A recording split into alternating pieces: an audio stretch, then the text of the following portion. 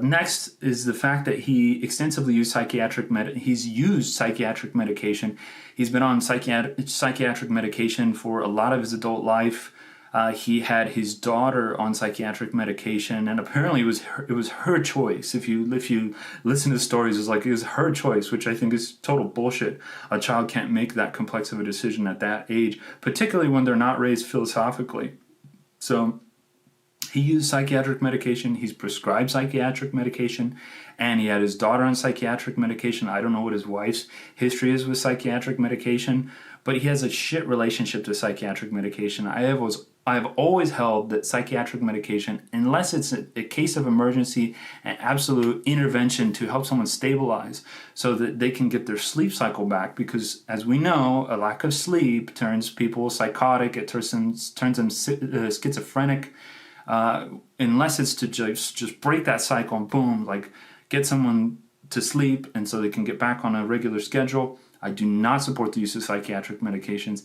And you don't even have to use psychiatric medications to do that style of intervention. So I'm very much opposed to these things. That comes from my learnings of Anatomy of an Epidemic, which is a very important book. Also, a lot of the work that Peter Breggin has done. He is a psychiatrist, I believe, in New York State, who dives deep into these things. This is my background. This is my pedigree in psychology. And that's why when someone shows up on the scene and he has these really basic bitch perspectives on psychology, I just can't respect him and I can't buy into what he's talking about.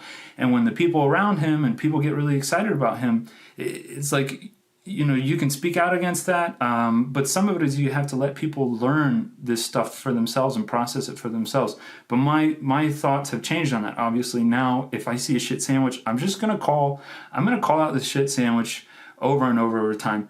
And to my credit, not only on this YouTube channel, because you'll look for Jordan Peterson videos, and I have no doubt, and I made a couple of them private because let's just say I talk about things that I don't really.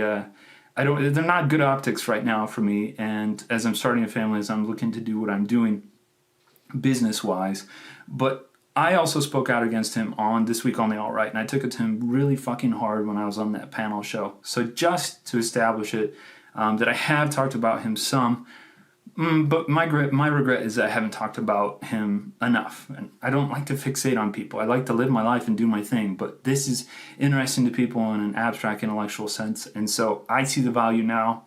Hello, hello.